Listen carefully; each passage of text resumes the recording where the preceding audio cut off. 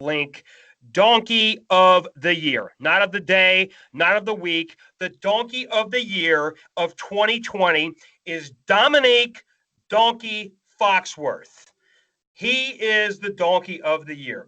150%. Domonique Foxworth is the donkey of the year. I'm going to go through the list why, but Cam is just beaming in. Can't wait to get in here. I'm your host, as always, Preston Bailey. With me is Cam Vieira. Cam, so let's hear your thoughts on that. You're giggling, you're smiling, you can't contain yourself here. I'm not. It's funny. Just you clicked that right. Donkey of the year. All fired up, ready to go. No. Well, I am fired up and I'm ready to go. And let me tell you this a little bit about Domonique Foxworth. Okay, I've heard a lot. I've seen a lot of other channels. Last night he blew up. He's still blowing up. Everybody's talking about it. I went by and I listened to 30 minutes of that hour-long podcast, okay? And I'm going to link that in the description if you want to listen to it himself. Yes, he said exactly what you thought he said. So, yes, he is the donkey of the year, Domonique Foxworth, for coming after – not only did he go after Josh Allen, okay, which was bad enough, because there's no reason to go after Josh Allen. Potential league MVP, right. Potential league MVP. He's having a Pro Bowl season. He's brought the Buffalo Bills, who has struggled mightily over years. They had a couple okay seasons with Tyrod Taylor. Okay, they're going to probably win the division. Josh Allen's playing at a Pro Bowl level, MVP level, having a great season, has had no controversy at all. And for no reason, Domonique Foxworth, he hates the fans of Josh Allen. So he hates Buffalo Bills fans, all of Buffalo Bill fans. Domonique hates. Bills Mafia, all that. But he took it further. It's one thing to say, oh, I don't like the Bills fans because of yada, yada, yada reason. He also hates America. He also hates people that have flags, that love this country. In their Twitter bio. Okay? And their Twitter bio, and their Facebook profile, and all the profiles. He also hates people that have dogs. So if you live in America, have a flag, have a dog, love this country, are patriotic, he hates you. Okay? As if you thought 2020 could not get any crazier. He is 100% the donkey of the year of 2020, and that says a lot because we've had a lot of donkeys this year. Probably the worst year in the history of the earth. This is the worst year, at least in the modern day era. I mean, I'm not going to say in the history. We've had some rough years in our society. I'm saying in the modern day era, in the last 30 plus years, definitely. Obviously, the 9/11 was a horrific couple weeks. It was a horrific month, but before that and after that, we were able to come together. Okay, come together. What's got me riled up is this is just a week ago after Jamel Hill's comments for calling Jake Paul racist. So now, a week later, another ESPN employee doesn't want to be upstaged, okay, tries to follow Jamel Hill. What are your thoughts on that with his outlandish comments? I can't even control myself. I'm such enraged by this. Well, the great Charles Barkley said it 4 years ago. ESPN has always been race baiters. From the very beginning. That's what the ESPN has been. That was a quote by Charles Barkley, the NBA great, and the pre- and post-game show host on TNT for the NBA, said that himself 4 years ago. ESPN has always been race baiters. And wow. Domonique Foxworth continued. There's nothing wrong. This is what drives me crazy. Ever since the events of Minneapolis at the end of May, now you can't be patriotic. We all understood what happened was tragic and horrific and should never happen to anyone no matter what their background is. I still love my country. I wear an American flag pin to work every day. I love my country. Are we perfect? No, nobody's perfect. But there's nothing wrong with being patriotic. Nothing. I agree with you. And let me just go. By the way, I did not know that Charles Barkley said that 4 years ago. ESPN was race baiters. I'm glad you brought that up. I did not know that. So that's great information. But let me give everybody a little background on Domonique Foxworth because they're not. Me and you, we're hardcore sports fans. We're in the weeds. Every story that breaks. We're going to ESPN. We're going to Fox Sports. But now we're coming to Smash Mouth Sports for the latest stories is what we're doing. So here's what we're doing. Okay, so Domonique Foxworth, there's nothing that enrages me more. He was not born in America. He was born in Oxford, United Kingdom. Overseas is where he was born. Look it up. That's where he was born, okay? Now, I do respect why was he born over there versus over here? He grew up over here. His father was in the military, okay? And I respect that, okay? I salute my hat to his father. I respect his father for being 100%. In the military. And I know his father raised him better than how he's acting, okay? Because I have the utmost respect for the military and for police and so forth. But let me give you a little background, okay? Domonique Foxworth, born in Oxford. He started off, well, first I've got Josh Allen's here. So now let me scroll down. He went to college at Maryland, okay? I'm talking about Mr. Foxworth. So he graduated from Maryland. He was a third-round pick in 2005, 97th overall. In 2009, he signed a 4-year, $29 million deal. I'm talking about Mr. Foxworth, okay? Mr. He hates America, Mr. He hates people that stand, Mr. He hates the American flag, that guy. So the guy that was born, okay, in another country, in a faraway land, and that guy got $29 million. Let me give the facts on what Mr. Foxworth did after that. You ready? Let's hear it.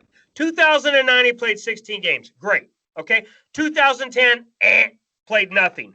2011, last year in the pros, a whopping 2 games. Took the money and shut it down.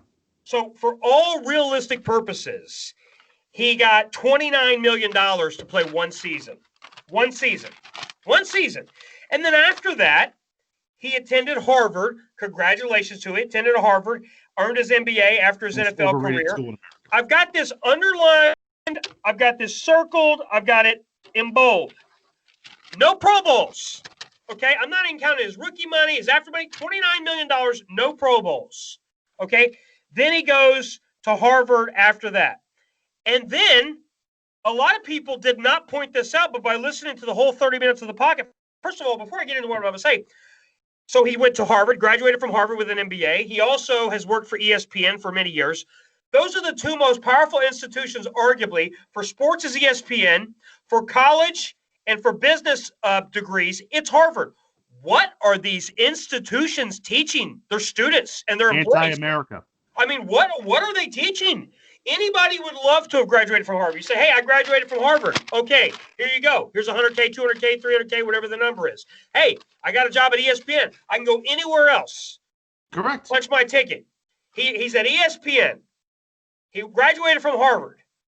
He was born in another country.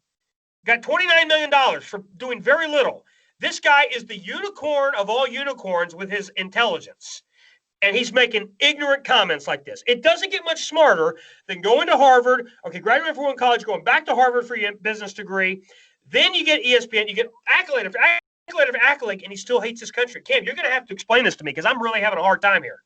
No, I'll just repeat what I said a few months ago. Ever since the George Floyd incident, you can't be pro-American. We don't want to go. We don't want to go down that road. We're moving. That's a tragic. You're going down the wrong road. Let's get back to the case at hand. The case at hand is Foxworth's comments. Okay. But that's where it started. You can't be pro-America anymore. Okay. You can. I am. So I can't speak for you, but I am. Okay. But I am. Okay. Well, let's fast forward. You're going down the wrong road here. Okay. But here is what I'm talking about. So he was on there. Now, here, for those that don't know, he was also on there with Bomani Jones, who also works for ESPN. I know he does some kind of podcast, and so it was all done on the podcast. It wasn't even done on YouTube. Okay, we never worked for ESPN. We got a podcast on YouTube. They couldn't figure out how to get it on YouTube. Was it that hard? That's why hardly anybody has the link to it. But I'm going to link it in here. And I listened to the first 30 minutes of it. The other thing that he said, he made a lot of incendiary comments in that. First of all, the podcast, the first 10 minutes of that podcast was extremely bizarre. Okay? So the first 8 minutes of this video, we're talking about the comments, but I'm going deeper here. What I'm talking about, in addition to those comments, which are greatly offensive, he admits to a hate crime. So in addition to the hate that he's putting on Josh Allen, he admitted to a hate crime in high school. There was a guy who was a white guy who was an upperclassman. These are his words, not mine. There was an upperclassman that was a junior. Listen to the podcast. I will fast forward it to, I'll put the mark to start to listen to for about 5 or 6 minutes of it, all these terrible things that he says. He was a freshman. The girl that he liked, and she liked him, supposedly, they were both juniors. So this guy said, if you come to this party, I'm going to beat you up. That wasn't a black-white thing. That was a you're trying to steal my girlfriend kind of a thing. Okay? Correct.